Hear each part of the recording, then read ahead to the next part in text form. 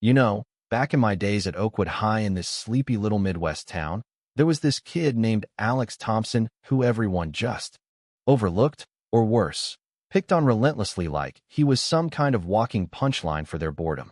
He shuffled through those fluorescent-lit halls in threadbare jeans and a faded hoodie that had seen better decades, eyes always glued to the floor, never saying a word back when the jocks came at him. But man, if they only knew the storm brewing under that quiet surface. Alex wasn't just surviving high school. He was holding his whole world together, raising his little sister Sophie all by himself after their folks passed in a car wreck, scraping by on diner shifts and whatever scraps he could save. It started small.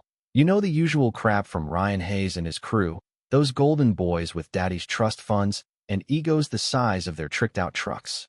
Ryan, tall and smirking like he owned the place, would lean against the lockers, spotting Alex coming down the hall, and boom.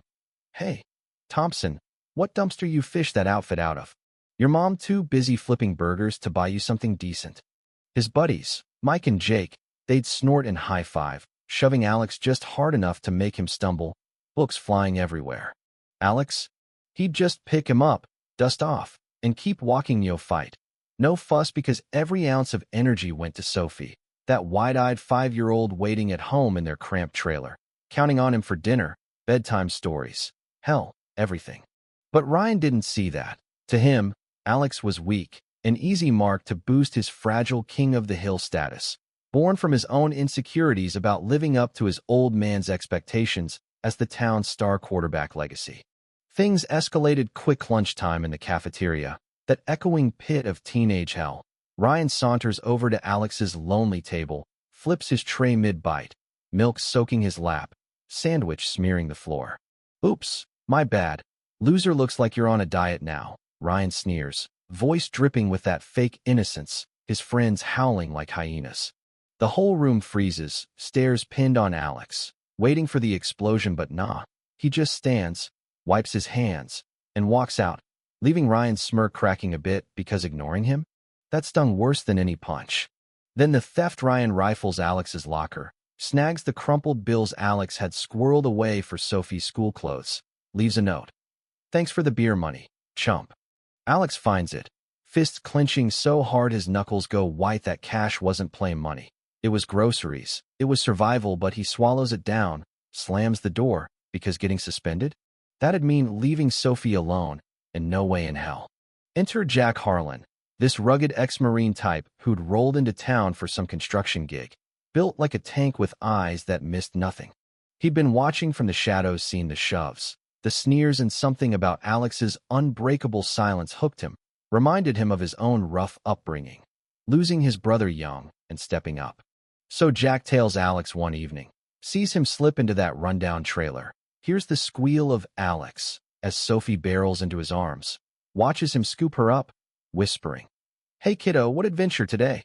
And bam, it hits Jack like a freight train.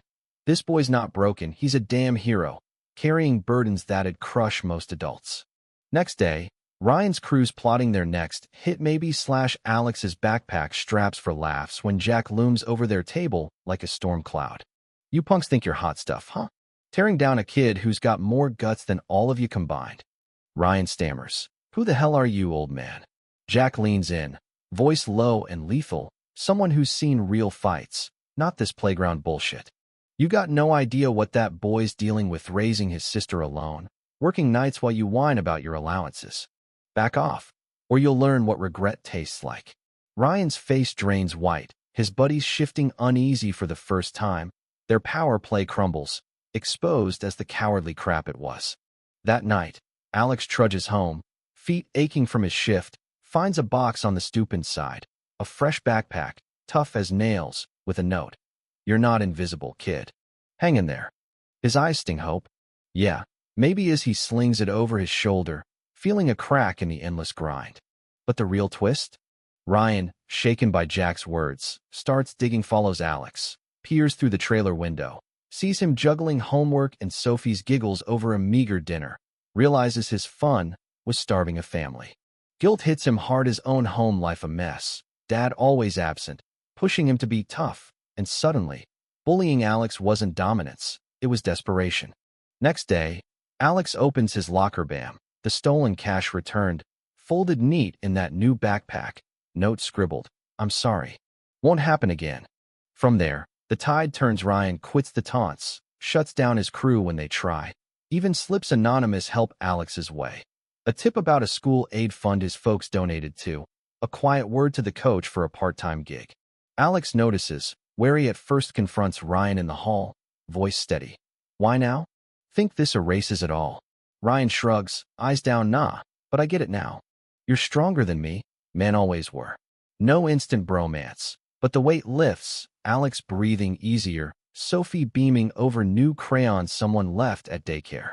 Jack catches Alex later, smirking. "Kid grew a spine. Huh? Forgiveness ain't mandatory, but letting go? That's freedom."